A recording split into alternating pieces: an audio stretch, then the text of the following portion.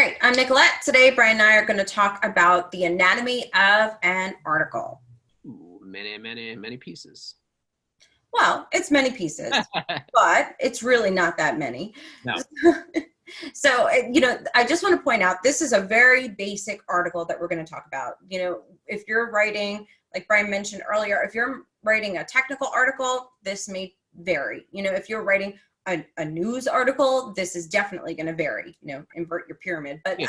And these are just the common pieces to most articles, but there are so many different types of articles out there, like Nicolette said. They don't know, you may have more, you may have less, they don't always apply, or there may be more we're not talking about. So make sure you do your research, everyone. Let's start with the first. The first thing you need when you're writing anything is a headline. Yeah. Right? So, and I'm going to just throw a wrench in here because a lot of people have a topic, but don't quite come up with a headline until they complete their article. Sometimes I'll write a working title. I know that maybe this is what it's going to be, but as things, come together, it gets tweaked. So don't be married to your headline, but also if you're going to create a headline, keep in mind there are some things that you can do to make that more intriguing, as well as be more visible in search engines. Yeah, absolutely. Because sometimes the headline is usually what gets people to start reading the article itself. Right. So one thing to keep in mind, a lot of people create these really clickbaity headlines, and it's just not nice. It's just not nice. And what it does is, because at one time I used to think that these were great, but what that does is it diminishes that trust between you and your readers, because now they're reading your articles and they're like, this is bullshit. This article's just junk anyway. So make sure that, they're factual. They should be intriguing. There are some things you can do. For example, how-tos always do really well. How-tos from a search perspective as well. Yeah, absolutely. Numbers, we like to call them listicles, but, X number of things or X number of ways or anything that's solutions based. The other things you should really think about is what is the intent of the article. We talk about intent so much, but when you're doing that headline, how do you intend the user to find it? Like, what are they really looking for? And make sure you incorporate that or some of that into the headline of your article. One other thing is to make sure you think, why should I care? That's always my big one, and there are some situations where I've seen a lot of these fancy headlines.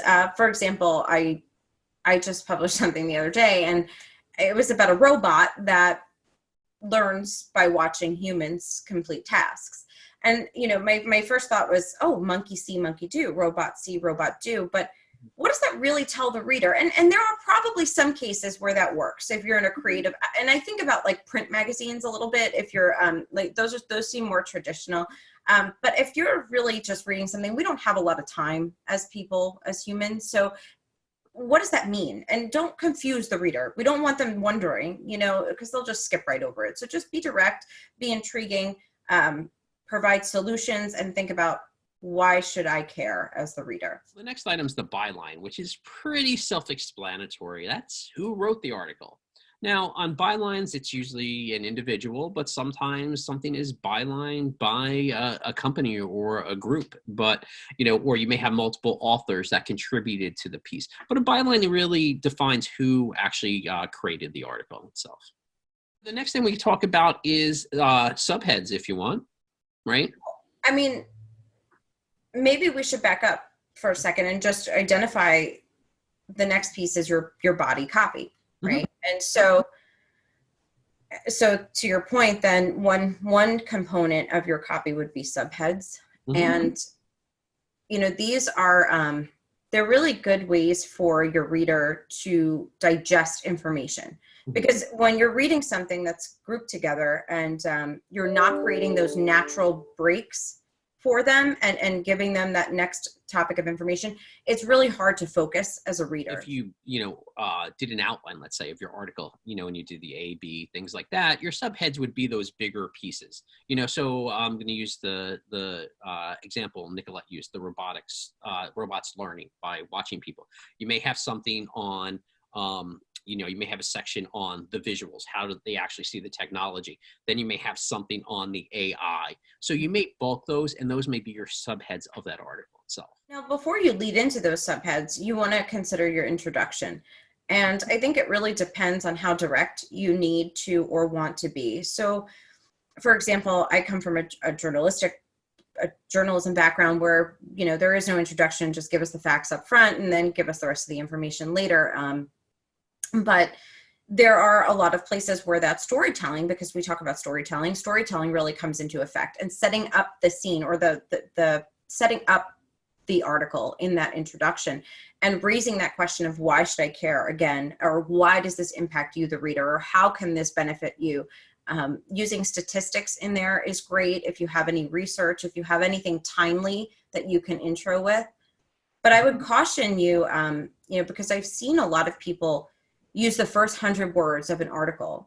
And I've seen this in the technical space a little bit, use the first 100 words of an article to set up some story. And that's great, but remember that your audience, let's say in this technical example, is an engineer who needs some practical information. And while the story is great and it's valuable, spending a lot of time every article that you write, really fleshing out the story that has nothing to do and is mildly connected about Christopher Columbus or something like that, it's not really going to be valuable. And that's a real example, which is why I use it, because I've seen it in real life. So. Right. And I think, to Nicolette's point, that is your introduction or your lead, right, is really where you're connecting with the user. And sometimes, depending on the type of content you're creating, you need to create an emotional connection in that lead. Like, why is it important? Why should I read more? Or what is that emotional connection you want to make with the user that is actually reading your article? I mean, if there may be a time where it's important to start with a really powerful number, like, the number of children that die every year from SIDS, or, it might be important to start with something really powerful, because it connects, it gets people to stop, and say, oh, wow, that's, But also, to Nicolette's point, make sure whatever that connection is actually connected to your article, right. Not something that's completely irrelevant. I can't believe I have to say that, but yes. Yeah. Because you don't know how many times we see that, because someone thinks it's a cool story, and in their mind, there may be a connection, but in the body copy, which we're going to talk about next, they haven't made the actual connection. So which is why we have editors. Right. Yes. Are all designed to make writers sound and smarter and things like that. So. All right. So let's talk about that body copy. You have your introduction, right? Which we just talked about. We talked about the subheads. Now, what goes in between those subheads? That's the meat and potatoes of the article. It's really the point you're trying to get across. One of the most important things that I've learned from writing is, while you're writing your body copy, don't use so many words. And I talked about this in another video, but it's really about tightening up that copy. And I would recommend writing it however you're going to write it at first, and then going back and really tightening it up, making sure your voices are correct, your tenses are correct, just clean that up. But remember to support whatever it was in that subhead while you're doing that writing and cleaning. As you're reading, if it's really not supporting that, it may not be relevant, or you may need another section, and that's fine. And I think the point there that you made, Nicolette, and I just want to make sure people just don't glance over it, is that body copy should connect to the subhead, not just the whole piece of the article. So the body copy underneath that subhead, underneath those sections, should be very relevant to that section itself, and help you start leading into the next section. So that way, there is continuality into the article itself to lead you to, at the end, the conclusion. Conclusion. And Brian makes a good point about those transitions and those smooth transitions and connecting them, and not just because it can very much seem like each paragraph is independent of one another, and that's not how it should be, unless that's what the particular piece calls for. I mean, there are some cases where that's what you need, but if you're writing more of a storytelling article, there should be some smooth transitions, which then lead you to that conclusion, and that conclusion is going to support your introduction.